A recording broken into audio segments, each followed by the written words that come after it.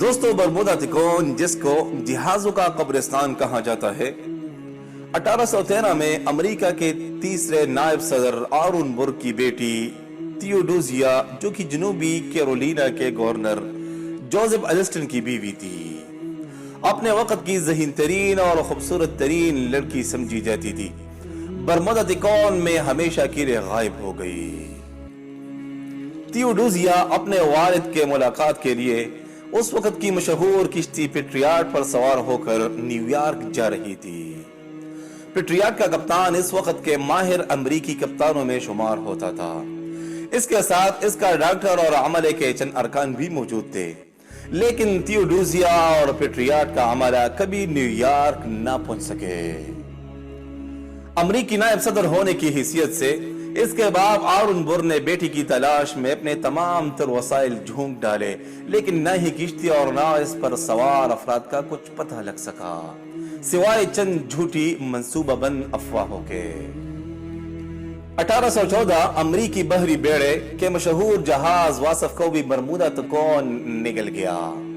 اس کا کپتان کوئی معمولی کپتان نہیں تھا، بلکہ امریکی عوام و خواص کا ہیرو، برطانوی بحری بیڑے کے مضبوط ترین جہاز رینڈیئر کو صرف 27 منٹ میں شکست دینے والا، جس کا نام تھا جانسٹن بلیکے۔ اس فتح کے فوراً بعد کسی کو کچھ خبر نہیں کہ بلیکے اپنے اسٹاف اور جہاز کے ساتھ کس دنیا میں جا پہنچا۔ نہ امریکی حکومت اور نہ ہی امریکی بحریہ، جو کہ اس علاقے کے چپے چپے کے پانی کی گہرائیوں تک ان کو اس طرح پہچانتی ہے جیسے اپنے گھر کے گلی کوچوں کو لوگ پہچانتے ہیں، لیکن انتہائی تلاش کے بعد کوئی ہلکا سا نشان بھی نہ ملا۔ تو کیا برمودا تکون ان کو اپنے اندر نگل گیا، یا بلیکے کی صلاحیت سے متاثر ہو کر خفیہ قوت نے اس کو اپنے لیے منتخب کر لیا؟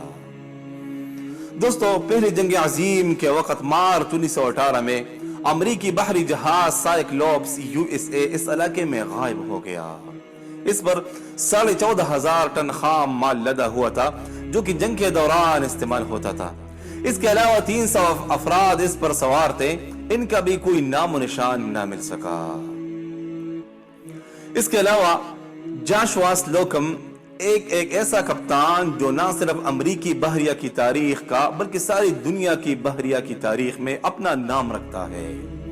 بچپن سے سمندر کی موجوں سے کھیلنے والا، سب سے پہلے تنہا ساری دنیا کی سمندری سیر کرنے والا، ساری عمر خطرناک سمندری طوفانوں کا مقابلہ کرتے رہنے کے بعد جب 1909 میں اپنی ایک سفر پر اپنی کشتی جس کا نام سپرے تھا پر روانہ ہوا، تو پھر ہمیشہ کے لیے برمودا تکون میں اپنی کشتی کے ساتھ غائب ہو گیا۔ اس کا اور اس کی کشتی کا کوئی سراغ نہ مل سکا، نہ حادثے کی خبر اور نہ کشتی کا ملبہ، سوائے اس کے کہ برمودا تکون میں غائب ہونے والوں کی فہرست میں اس کا اور اس کی کشتی کا اضافہ ہو گیا۔ دوستو، ایک اور بہت عجیب و غریب واقعہ کہ مسافر تو غائب لیکن جہاز ساحل سمندر پر بالکل صحیح سلامت۔ کیا آپ یقین کریں گے اگر آپ کو یہ بتایا جائے کہ ایک جہاز برمودا کے سمندر میں کھڑا ہے لیکن مسافر اور کپتان لاپتہ ہیں؟ کھانے کی میزوں پر کھانا اس طرح لگا ہو گویا سوار کھانے کھاتے کھاتے ابھی کسی کام سے اٹھ کر گئے ہو، نہ کسی حادثے کے آثار، نہ کسی لوٹ مار کی کوئی نشانی۔ آخر تمام سوار اچانک بیچ سمندر میں کھانا چھوڑ کر کس کے مہمان بن گئے؟ یہ حادثہ کیرول ڈیرنگ نامی جہاز کے ساتھ پیش آیا۔ جہاز کا اگلا حصہ ساحل سمندر پر ریت میں دھنسا ہوا تھا، جبکہ پچھلا حصہ پانی میں تھا۔ کھانے کی میزوں پر کھانا لگا ہوا تھا، کرسیاں تھوڑی سی پیچھے کی جانب کھسکی ہوئی تھی، گویا اس کے سوار کسی غیر متوقع بات پیش آنے پر اپنی جگہ سے اٹھے ہو اور پھر واپس آنا چاہتے ہو، لیکن پھر وہ کبھی اپنی کرسیوں پر واپس نہ آ سکے۔ کرسی اور میزوں پر رکھی کھانے کی پلیٹوں کو دیکھ کر کسی ہنگامے یا بگدڑ کے کوئی آثار وہاں نظر نہیں آتے تھے۔ جہاز کی حالت دیکھ کر یہ بھی نہیں کہا جا سکتا تھا کہ اس میں کوئی لوٹ مار کی واردات ہوئی ہے۔ پھر سب سے زیادہ حیرت کی بات یہ تھی کہ اتنے بڑے جہاز کو ساحل پر کون لایا اور اس کے سواروں کے ساتھ کیا حادثہ پیش آیا، کیونکہ اتنے بڑے جہاز کا اتنے کم پانی میں آنا ناممکن ہے۔ یہ جہاز جی ڈیرنگ کمپنی آف پورٹلینڈ کی ملکیت تھی۔ دوستو ہیری کونور مشہور امریکی ارب پتی، ماہر جنگی پائلٹ، کشتیوں کی دوڑ جیتنے والا ماہر کپتان، 1958 میں اپنے کئی ساتھیوں کے ساتھ برمودا تکون کی گہرائیوں میں ہمیشہ کے لیے غائب ہو گیا۔ لیکن اس بار صرف افراد اغوا کیے گئے، جبکہ ان کی کشتی فلوریڈا کے ساحل سے 80 میل شمال میں ایک کنارے پر ملی۔ ہیری کونور اور اس کے ساتھی کشتی سے مکمل طور پر غائب تھے۔ دوستو ایک اور عجیب واقعہ کہ ڈوبا ہوا جہاز واپس ہو گیا۔